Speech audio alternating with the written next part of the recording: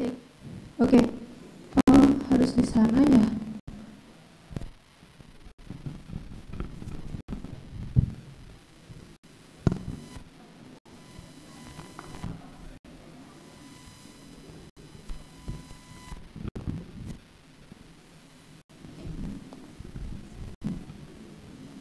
Oke, teman-teman semua.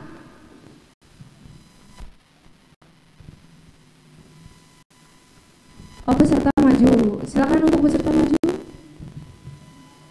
Maju.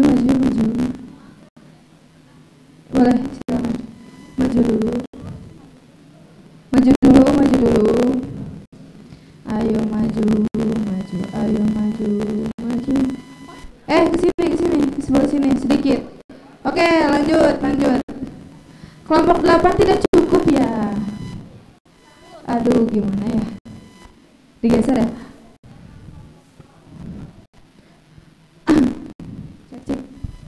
Cek.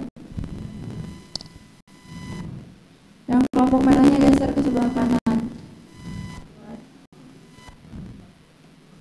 Geser sebelah kanan, geser. Kelompok 1 ke bawah. Gantian. Sok guys.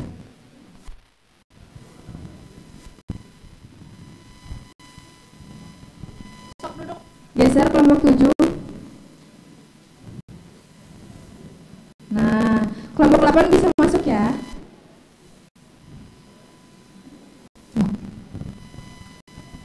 Tidak sambil ngobrol. Kan biar masuk. Emang mereka bisa masuk?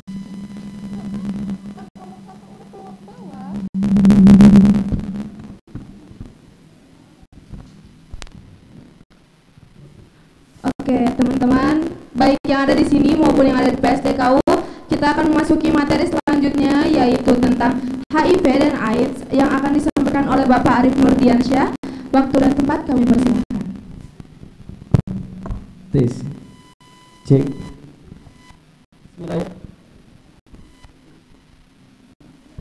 Cek. Oke. Bismillahirrahmanirrahim. Assalamualaikum warahmatullahi wabarakatuh.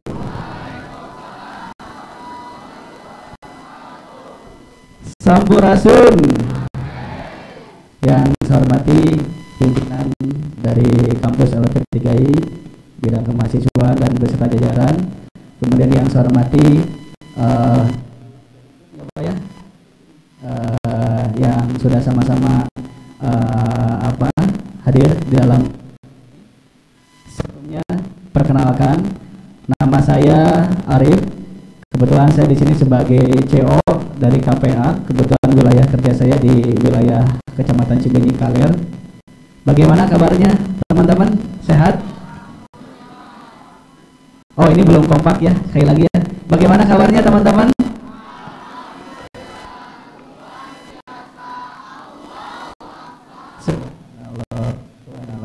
Ya, teman-teman, dalam kesempatan ini dari KPA Kota Bandung, terkhusus memang dari Komisi Penanggulangan AIDS, HIV dan AIDS, nanti kita akan sedikit berbagi sharing nih kepada teman-teman ya, baik itu teman-teman yang sedang ada di lokasi maupun teman-teman yang sedang di dalam.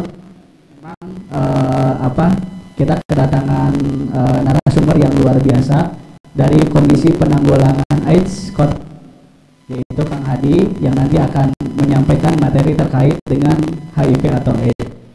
Teman-teman, terkait dengan HIV AIDS masih ada beberapa yang mungkin sudah tahu dan ada teman-teman yang masih begitu tabu ya terkait dengan HIV atau AIDS gitu ya. Nanti kita sama-sama akan bedah terkait dengan HIV atau AIDS yang ada di wilayah terutama di wilayah Cibenying Kaler dan khususnya untuk kampus LP3I ini. Dan saya ucapkan terima kasih juga kepada para pimpinan dari LP3I yang telah memberikan kesempatan kepada kita, karena kebetulan selain kita ada penyuluhan, kita juga ada screening kesehatan. Kita berkolaborasi dengan Puskesmas Neglasari.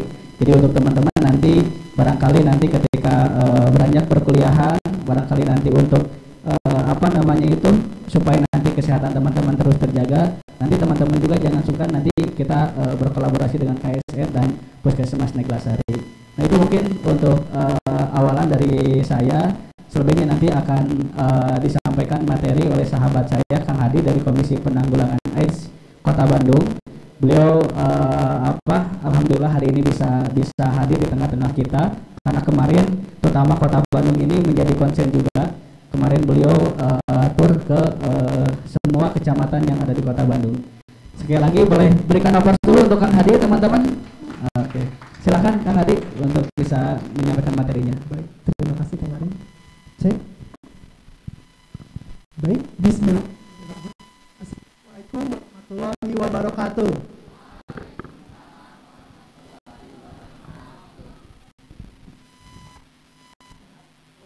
Semuanya, alhamdulillah. Oke, perkenalkan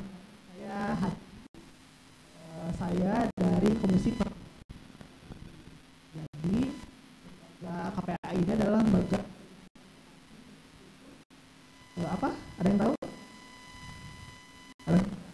Kan Komisi Penanggulangan AIDS Kota Bandung ya, berarti kita membahas HIV dan AIDS ya.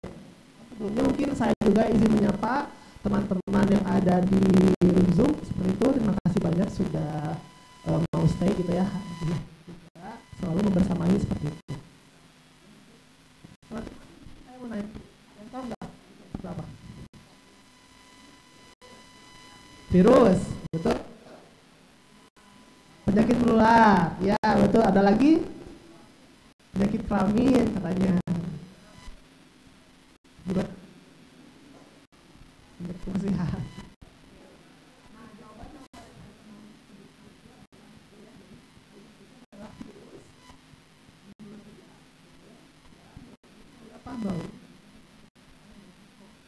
Gitu ya. Jadi HIV/AIDS kalau misalkan secara harfiah gitu ya, pengertiannya adalah virus yang menyerang sistem kekebalan tubuh manusia.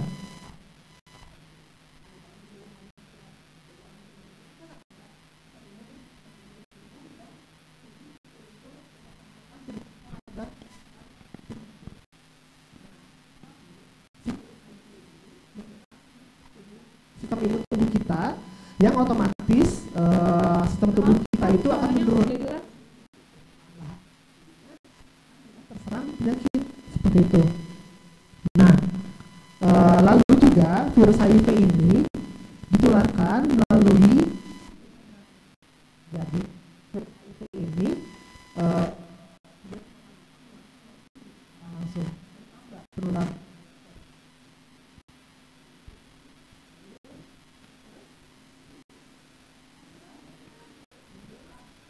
Lalu apalagi berhubungan seksual ya. Terus ada lagi nggak?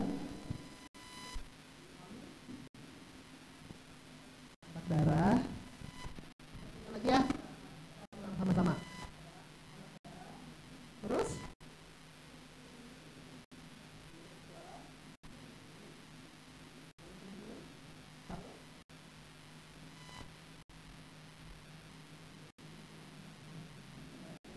ganti orang gimana maksudnya?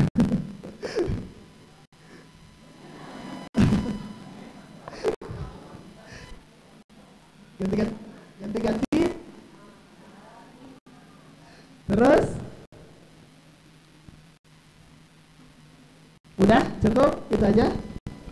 Oke, mungkin di sini aku jelaskannya sedikit ya. Jadi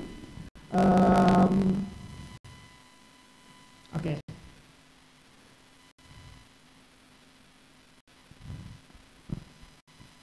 Oke, baik. Kita tunggu dulu ya materinya. Balik next aja kan. Next aja. Nah, ini. Jadi teman-teman ya, ini antara HIV dan AIDS. Jadi HIV itu yang tadi saya sebutkan adalah virus yang menyerang sistem kekebalan tubuh manusia. Jadi CD4 tubuh kita namanya CD4 teman-teman. Jadi CD4 diserang oleh virusnya yang otomatis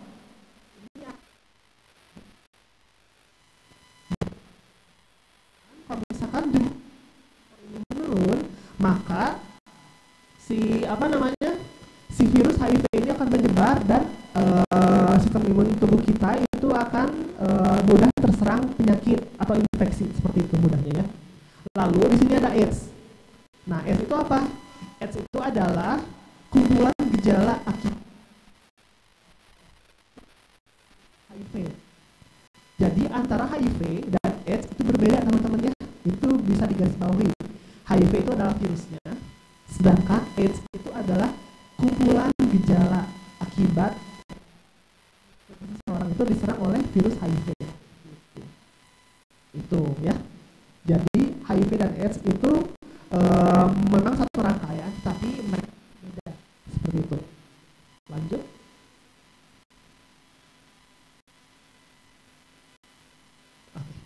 Nah, ini cara penularan teman-teman. Jadi cara penularan HIV itu kita bisa bagi menjadi 3 bagian. Yang pertama itu adalah hubungan yang tadi sudah disebutkan oleh teman-teman semuanya. Lalu yang kedua adalah penggunaan jarum suntik secara bergantian. Itu yang tidak steril jarum suntiknya. Lalu yang ketiga adalah di sini ada yang mau ditanyakan nggak sebelumnya? Atau ya, kenapa di sini ada penularan ibu dan anak? Ada yang bisa jawab?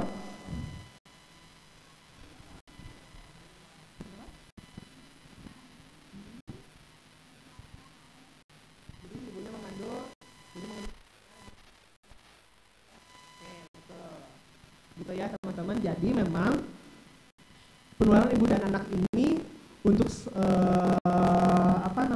untuk di tahun ini, di tahun 2024 itu banyak penularan ibu hamil dan bukan itu ada 2 ibu hamil yang sudah sampai ada yang karena AIDS-nya seperti itu teman-teman. Jadi memang kesehatan ibu dan anak itu bukan hanya kesehatan secara fisiknya saja gitu, tapi juga terkait penularan dari. Nah, cara penularan ini kan kita sebut ini sebagai, sepakat ya? Perilaku ya, hubungan seks beresiko.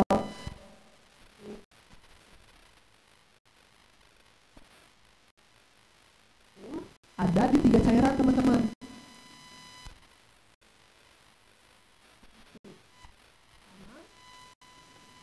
Ada yang tahu?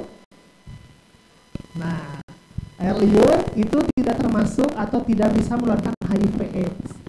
Seperti itu teman-teman. Jadi air liur itu tidak dapat menularkan HIV. Seperti itu ya. Nah, jadi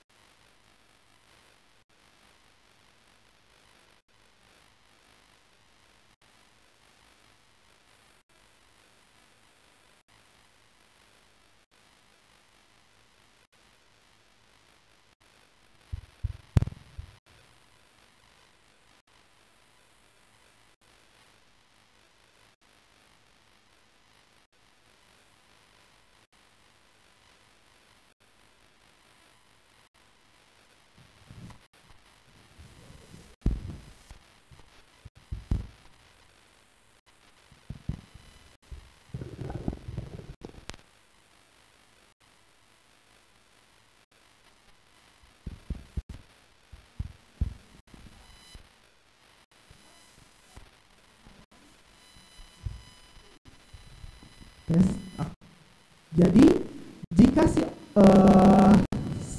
ada satu pasangan yang melakukan hubungan seksual berisiko, misalkan tidak memakai kondom gitu ya dan sebagainya, itu cairan kelamin itu kan bisa langsung masuk ya bisa langsung masuk ke dalam tubuh pasangannya misalkan seperti itu. Nah itulah sebabnya si tahan hidup teman-teman. Jadi kalau misalkan virus itu ke orang medianya itu virusnya akan langsung mati. Misalkan saya positif HIV nih, saya ada luka di tangan misalkan. Nah darah itu kan mengandung virus HIV ya, tapi saat darah yang keluar itu keluar dari tubuh saya,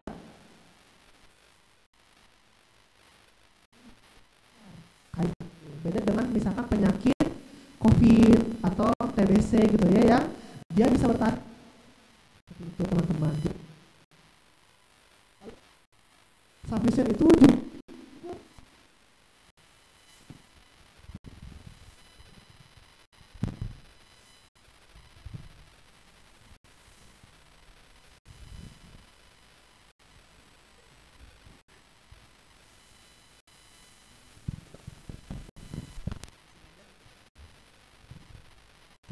tes. Baik. Oke, tadi kita menjelaskan tentang sufficient ya. Nah, sufficient ini jumlah virus yang ada atau yang harus ditularkan itu harus cukup teman-teman semuanya. Jadi tidak serta-merta si virus itu kalau misalkan kita misalkan kita sebagai tenaga medis, terus kita melakukan operasi, gitu ya, operasi dan ternyata orang yang kita operasi itu adalah orang yang positif HIV, seperti itu.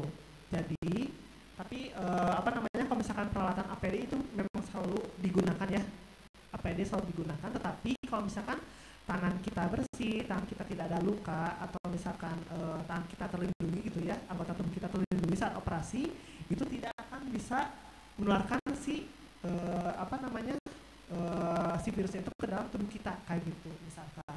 Atau misalkan saya HIV, terus ada teman saya gitu ya, saya ada luka di tangan, terus saya berjabat tangan dengan teman saya, itu tidak akan menularkan HIV karena teman saya tidak si darah itu tidak masuk ke dalam tubuhnya kayak gitu. Jadi si jumlah virusnya itu harus cukup kayak gitu. Lalu virusnya juga harus masuk.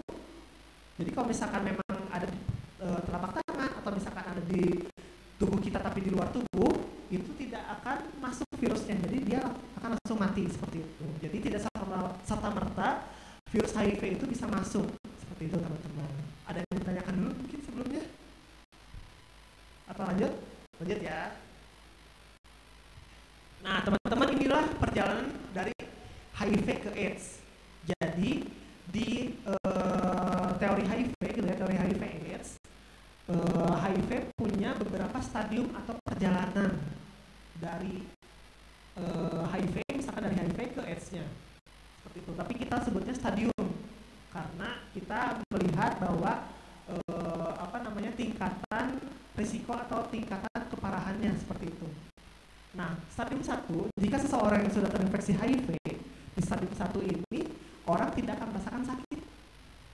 Jadi mereka itu akan berprasangka bahwa dirinya itu akan sehat-sehat saja. Seperti kita gitu ya, seperti kita pada umumnya kita sehat. Tapi kan si orang itu tidak tahu kalau misalkan dia sudah terinfeksi HIV. Itu di stadium 1. Lalu di stadium 2, ini kekebalan tubuhnya ini mulai menurun perlahan karena si virusnya itu sudah menduplikat diri gitu ya istilahnya kayak gitu. Nah biasanya kalau di stadium 2 ini orang sudah terinfeksi HIV dan tidak mulai pengobatan, dia akan mengalami gejala-gejala seperti TBC pada umumnya. Ada yang tahu gejala TBC? Apa aja? Batuk, terus gimana? Batuk, terus turun berat badan, berkeringat di malam hari, tidak punya nafsu makan gitu ya, pusing, mual dan sebagainya. Nah itulah ciri-ciri orang yang sudah terinfeksi HIV di stadium 2 kayak gitu. Lalu di stadium 3 ini kekebalan tubuh sudah sangat menurun drastis ya, dan sudah ada yang namanya itu IO teman-teman. IO itu apa? IO itu adalah infeksi oportunistik. Kalau misalkan di bahasa umumnya mah penyakit penyerta kayak gitu. Jadi di IO ini biasanya yang mudah terserang atau yang mudah menyerang tubuh orang yang terinfeksi HIV itu adalah TBC. Jadi kalau misalkan HIV kita positif, itu lama-kelamaan kalau misalkan tidak penyembuhan, itu si TBC bisa aktif. Jadinya kita punya dua penyakit, HIV dan TBC, kayak gitu. Nah itu biasanya dimulai dari TBC pada umumnya ya, tapi tidak semua orang dengan HIV itu TBC teman-teman. Jadi ada yang memang sudah ditanggulangi, dideteksi dini, lalu diberikan pengobatan, dan alhamdulillah TBC-nya negatif kayak gitu. Tapi pada umumnya kalau misalkan orang HIV yang tidak penyembuhan atau tidak melakukan pengobatan, itu penyakitnya itu biasanya ada TBC-nya juga kayak gitu.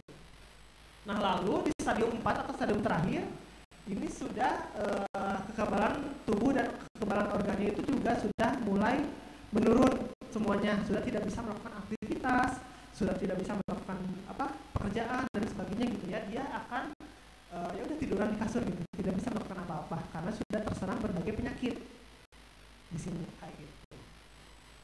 Betul. Jadi istilahnya kayak apa ya? Kalau misalkan tahu stunting teman-teman, tahu stunting, kalau stunting kan ke anak ya, kalau ini ke orang dewasa gitu. Jadi ciri-cirinya seperti itu, ciri-ciri fisiknya ya. Kita lanjut.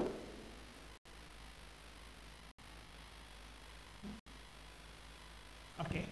Nah, teman-teman, jadi di HIV itu sudah ada pengobatan, ya. Pengobatan meskipun pengobatan ini tidak menyembuhkan secara total, gitu.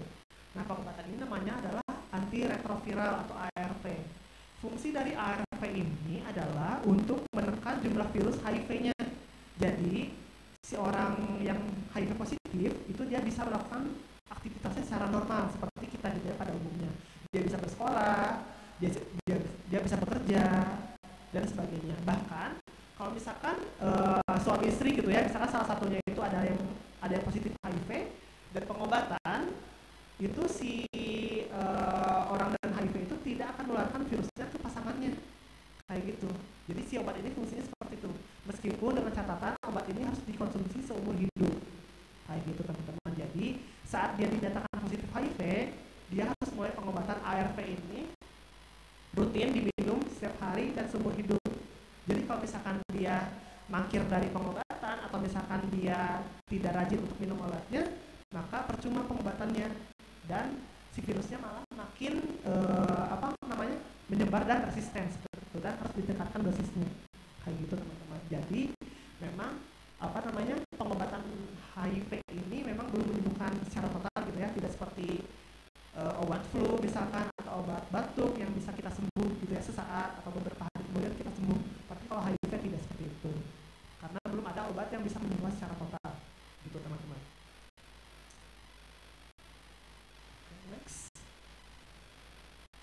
Nah ini yang tadi ya. Jadi kalau misalkan orang positif HIV sudah minum obat secara rutin, maka si orang dengan HIV ini harus juga melakukan pengecekan jumlah virus atau nama medisnya itu adalah viral load atau VL. Jadi di sini si orang dan HIV itu harus rutin setahun sekali itu minimal namanya tes VL ini untuk mengecek apakah jumlah virusnya itu di atas 1000 atau di bawah 1000. Kalau misalkan di atas 1000 berarti kepatuhan minum obatnya itu dia belum patuh secara keseluruhan gitu, dia belum, berarti dia ada beberapa hari mungkin ya dia tidak minum obat kayak gitu. Tapi kalau misalkan di bawah 1000 berarti dia sudah patuh terhadap minum obatnya gitu ya, minum obatnya sudah patuh. Lalu juga si virusnya kalau misalkan sudah di bawah 1000 itu tidak akan bisa menularkan virus itu ke orang lain. Jadi kalau misalkan di bawah 1000 itu sudah aman orang tersebut. Jadi kalau misalkan kayak kalau misalkan seorang ibu positif HIV dan VL-nya di bawah 1000, dia bisa melakukan perencanaan hamil gitu ya, hamil lagi misalkan kayak gitu tanpa menularkan virusnya itu ke kandungannya seperti itu. Nah tapi di satu sisi lain kita di Kota Bandung sendiri ya, itu kita ada permasalahan terkait pengobatan HIV.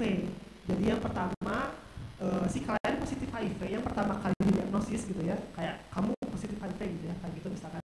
Nah orang yang didiagnosis seperti itu pertama kali dia tidak akan dia tidak akan merasa dirinya itu HIV. Jadi dia ada perasaan untuk menolak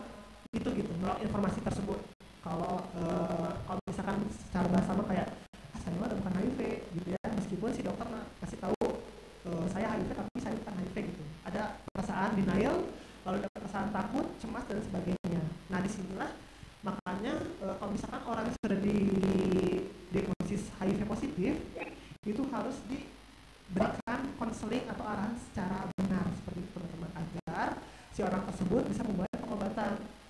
Nah itu permasalahan yang pertama ya. Lalu permasalahan yang kedua adalah jika si klien mulai pengobatan tetapi dia bosan gitu ya karena pengobatan ini seumur hidup, biasanya klien itu akan mangkir dari pengobatannya. Jadi dia gak akan minum obat karena dia sudah merasa sehat katanya gitu ya. Tapi ternyata siklusnya itu akan berkembang lagi dan menjadi resisten terhadap obat yang diminumnya kayak gitu.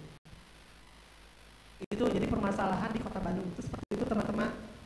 Dan untuk kasus di Kota Bandung sendiri itu ada 6.128 orang yang sudah terinfeksi HIV.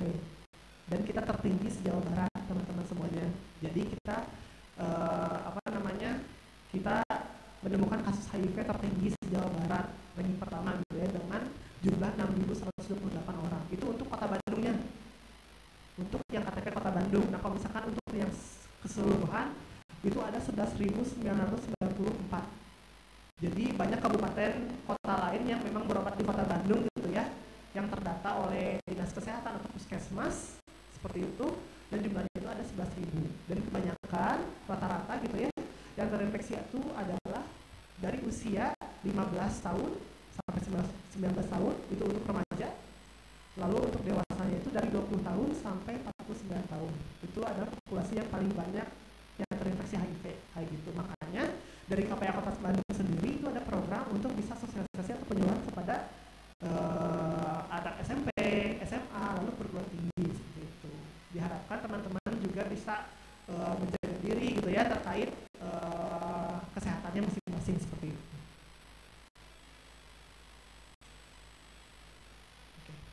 Nah, ini adalah pencegahan HIV/AIDS teman-teman. Jadi kalau ini mah mudah ya, pencegahan HIV/AIDS adalah yang pertama itu melakukan perubahan perilaku dengan yang namanya itu ABCDE.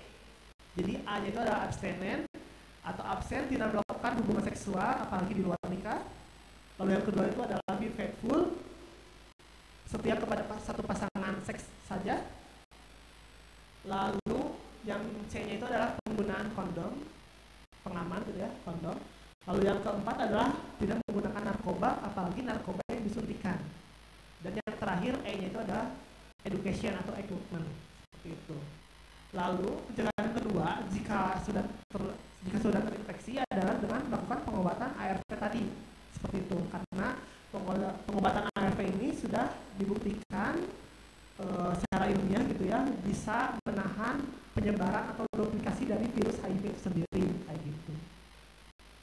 Nah ini yang edukasi adalah penyebaran informasi HIV AIDS yang benar. Lalu yang keempat adalah stop stigma dan diskriminasi. Ini juga termasuk ke dalam permasalahan di Kota Bandung teman-teman. Jadi kalau misalkan nih ada tetangga kita atau misalkan teman kita gitu ya yang positif HIV, secara tidak sadar kita melakukan stigma dan diskriminasi gitu ya kepada teman kita atau tetangga kita seperti itu, karena kita belum tahu penyebaran HIV itu seperti apa kayak gitu. Nah diharapkan setelah teman-teman diberikan informasi seperti ini, kalau misalkan gitu ya ke depannya teman-teman tahu ada yang ODIF atau misalkan positif HIV gitu ya, itu jangan dijauhi karena penularan HIV itu kan tidak mudah ya. Kalau misalkan kita melakukan kontak sosial seperti diskusi gitu ya, atau misalkan kita jalan-jalan, nongkrong gitu ya dan sebagainya, itu tidak akan melakukan HIV seperti itu. Lalu yang kelima adalah target Kota Bandung sendiri itu ada 95.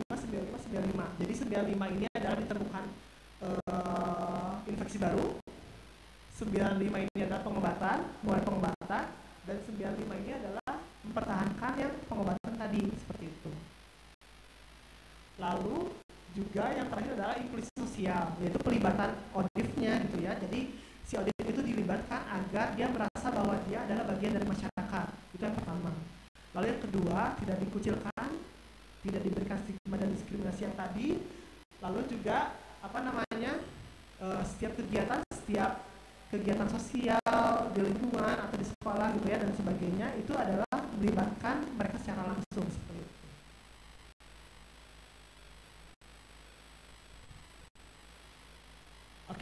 Nah, cara mendiagnosa HIV itu dengan melakukan tes HIV teman-teman. Jadi kita tidak bisa serta-merta mendiagnosis gitu ya diri sendiri bahwa kita ini kayaknya HIV deh, nggak bisa kayak gitu. Jadi satu-satunya cara adalah dengan melakukan tes darah kayak gitu. Nah, alhamdulillahnya di LP3 ini untuk kesehatannya, tes kesehatan juga yang di bawah, yang ada di lantai bawah itu juga sudah termasuk tes HIV juga kayak gitu teman-teman semuanya.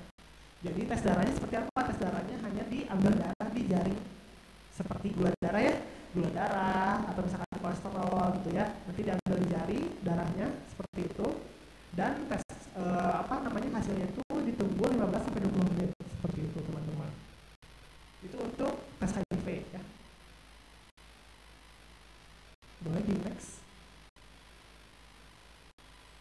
Oke, ini untuk program kita, jadi program dari KPA sendiri itu ada yang namanya U equal U seperti itu. Jadi tidak ada infeksi baru dan juga tidak ada kematian akibat HIV/AIDS seperti itu ya. Lalu ada target 9595 yang tadi sudah dijelaskan. Lalu ada Trizero 2030. Nah, Trizero 2030 ini adalah tidak ada infeksi baru akibat HIV, terus tidak ada kematian akibat AIDS, dan tidak ada lagi stigma dan diskriminasi. Itu Trizero 20 seperti ini. Gitu. Boleh di next. Nah, ini ada pertanyaan nih teman-teman. Coba ya kita jawab sama-sama ya. Mitos atau fakta? HIV tidak dapat ditularkan melalui gigitan nyamuk. Mitos. Alasannya? Yang jawab mitos siapa? Coba, Cung. Coba baca baik-baik ya. HIV tidak dapat ditularkan melalui gigitan nyamuk. Itu mitos atau fakta? Soalnya apa? Coba sini dong. Satu aja. Ada yang mau ke depan nggak ngasih penjelasan? Yang mitos siapa? Yang fakta siapa? Ya, boleh Kang. Maju di depan. Sini. Coba dijelaskan pilihannya apa, terus penjelasannya seperti apa?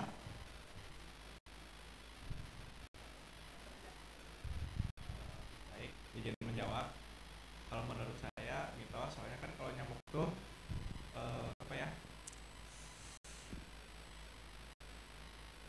dia kan cuma nyedot darah doang gitu, bukan memberikan darah orang lain ke kita gitu. Jadi mungkin bisa bilang gitu. Nah, yang menyebut fakta. Coba sini Kang, boleh ke depan Kang.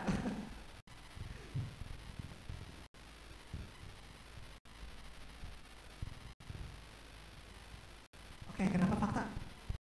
Fakta karena kan di sini tulisannya tidak dapat ditularkan melalui gigitan nyamuk, sedangkan kalau HIV itu lewat cairan darah kan, maksudnya darah keluar, tapi kan si nyamuk tetap balik lagi kayak tadi, nyamuk itu cuma menyedot, tidak memberikan darah gitu ke si yang digigitnya gitu ya. Jadi emang benar HIV tidak dapat ditularkan melalui gigitan nyamuk, dan itu fakta. Oke, benar, jawabannya adalah fakta teman-teman ya. Karena gigitan nyamuk itu tidak akan menularkan HIV seperti itu ya. Jadi tadi kan saya kan bilang ya, coba dibaca lagi ininya. Pernyataannya HIV kan tidak dapat ditularkan, berarti fakta. Kalau misalkan HIV dapat ditularkan berarti mitos gitu ya. Oke, kita next ya. Coba di next lagi tuh. Oke, ini yang kedua, pernyataan kedua. HIV menular ketika berciuman, berjabat tangan atau berpelukan. Mitos atau fakta? Mitos ya, tadi sudah dijelaskan ya, karena ketika berciuman, berjabat tangan atau berpelukan itu tidak akan menularkan HIV, karena kalau misalkan berjabat tangan itu kan kita tidak melakukan kontak secara langsung kan dengan 3 cairan tadi, jadi itu adalah mitos. Oke, betul. Boleh lanjut lagi? Nah, ini mitos atau fakta? Pasangan terinfeksi HIV pasti akan melahirkan anak dengan HIV. Mitos atau fakta? Coba baca lagi. Pasangan terinfeksi HIV pasti akan melahirkan anak dengan HIV.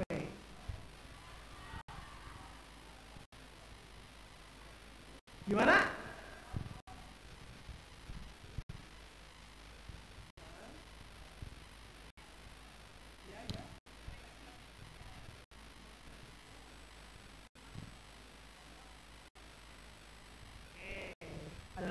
Kalau yang jawab fakta,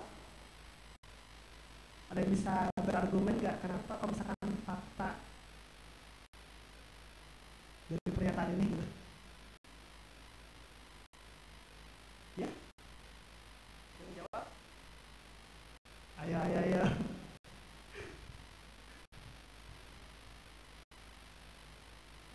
Ayo. Sebenarnya ini bisa dua jawaban teman-teman. Kalau misalkan dilihat lagi ya, ini bisa yang tadi benar yang akan tadi sampaikan karena mitos gitu ya. Karena misalkan si pasangannya itu misalkan berobat, tapi gimana yang berobat? Bisa ya, berarti ini bisa dua jawaban teman-teman. Jadi bisa mitos dan fakta. Kalau misalkan si pasangan terinfeksi HIV ini berobat, maka dia tidak akan melahirkan anak dengan HIV. Tetapi jika si pasangan terinfeksi HIV ini tidak melakukan pengobatan, maka dia akan melahirkan anak dengan HIV. Seperti itu ya. Oke, lanjut. Oke, selanjutnya mungkin terima kasih banyak semuanya atas perhatiannya. Ada yang mau tanyakan dulu mungkin sebelumnya? Masih ada waktu kan? Masih ya? Masih ada waktu mungkin buat 3 penanya, boleh? Mangga, mungkin dari Zoom juga boleh banget kalau misalkan ada yang bertanyakan.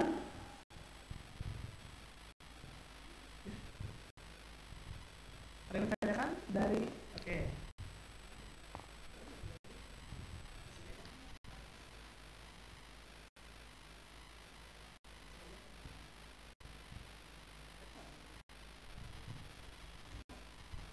Perkenalkan, nama saya Kalpa Putra, saya dari Manajemen Informatika. Ini kan kamarnya? Ya sudah.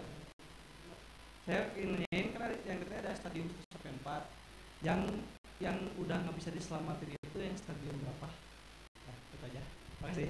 Oke. Ciri-cirinya, ciri HIV. Oke, mungkin di sini saya izin jawab ya. Namanya siapa? Haika. Oke, Kang Haika. Untuk stadium itu kan tadi kan ada 4 stadiumnya, ada 1, 2, 3, 4 gitu ya. Nah, dari stadium 1 sampai dengan stadium 3 itu si HIV atau pasien HIV itu masih bisa disembuhkan atau masih bisa melakukan pengobatan dengan ARV yang tadi agar si gejala atau misalkan si infeksi oportunistik itu bisa berkurang gitu ya, seperti itu. Tapi jika sudah masuk gejala 4 atau gejala AIDS itu sudah ada kemungkinan tidak bisa disembuhkan karena yang pertama ada berbagai faktor ya. Yang pertama mungkin pengobatannya itu harus ditambah efek sampingnya gitu ya, bukan efek samping, maksudnya si dosisnya harus ditambah, itu yang pertama. Dan kita juga kan nggak tahu ya pasien HIV tersebut apakah masih kuat dengan dosis itu atau tidak, seperti itu. Lalu yang kedua adalah infeksi oportunistik yang banyak, yang cukup banyak gitu ya. Kalau misalkan udah di fase 4, misalkan seperti TBC, terus ada meningitis, ada infeksi jamur, lalu ada infeksi menular seksual, ada infeksi kelamin juga ya, dan sebagainya. Itu rata-rata penyakitnya cukup berat gitu, dan memang harus disembuhkan satu persatu, nggak bisa sekaligus gitu. Apakah tubuhnya bisa menerima obatnya atau tidak, seperti itu. Itu yang kedua. Lalu yang ketiga adalah kalau misalkan sudah di fase AIDS atau fase keempat, itu apa namanya, orang atau pasien tersebut memiliki komplikasi penyakit yang lainnya sama seperti yang kedua tadi. Jadi bukan hanya penyakit bawaan yang dari HIV-nya atau misalkan penyakit atau infeksi oportunistik yang lainnya, tapi juga ada komplikasi dari penyakitnya tersebut, kayak gitu, seperti itu teman-teman. Jadi Kang Haikal yang tidak bisa disembuhkan itu adalah di stadium keempat, kayak gitu. Nah, lalu ciri-ciri ya tadi ya, ciri-ciri HIV itu sebenarnya kalau misalkan dilihat dari secara fisik itu tidak akan kelihatan teman-teman, seperti itu. Jadi kita tidak bisa melakukan suatu apa ya namanya benar observasi gitu ya terhadap orang-orang tertentu. Misalkan si eta mah kurus gitu ya, dia mah kurus pasti dia HIV gitu, belum tentu kayak gitu. Terus juga kita juga tidak bisa melakukan stigma gitu ya kepada orang yang secara fisik yang kayak yang tadi, kayak kurus, terus gemuk dan sebagainya, itu kita tidak bisa melakukan observasi seperti itu. Makanya kalau misalkan pengen tahu status HIV kita atau misalkan orang lain itu seperti apa, itu dengan dilakukan tes darah atau tes HIV yang tadi, biar kita tahu oh kita berarti negatif HIV, alhamdulillah kayak gitu. Seperti itu, berarti kita harus menjaga diri kita seperti ya teman-teman. Kalau misalkan positif, berarti satu-satunya cara agar kita bisa produktif gitu ya, bisa sehat, itu dengan melakukan pengobatan ARV yang tadi seperti itu. Karena memang tidak ada jalan yang lain untuk HIV positif agar bisa sehat gitu ya. Hanya satu-satunya cara adalah dengan melakukan pengobatan secara rutin gitu teman-teman. Jadi memang ciri HIV itu tidak bisa dilihat secara langsung kayak gitu. Banyak pertanyaan yang seperti ini kayak teman-teman, ciri-cirinya itu seperti apa gitu. Yang bisa saya jawab adalah memang tidak ciri-cirinya untuk HIV. Agak susah gitu ya. Kalau misalkan TBC kan kita bisa lihat ya, kayak batuk-batuk, terus berat badannya turun drastis gitu ya, keringatan 5 hari dan sebagainya, itu bisa kita lihat atau bisa kita observasi gitu ya secara pribadi gitu, secara masing-masing. Tapi kalau HIV itu tidak bisa kayak gitu. Gitu. Mungkin ada lagi yang mau tanyakan? Oke, mungkin untuk materi terkait HIV/AIDS ini saya cukupkan. Kalau misalkan memang masih ada pertanyaan gitu ya, masih ada pertanyaan-pertanyaan yang memang masih penasaran gitu teman-teman semuanya, bisa nanti di bawah aja kita diskusi bareng-bareng gitu, sambil melakukan screening kesehatan. Baik, bisa. Wassalamualaikum warahmatullahi wabarakatuh.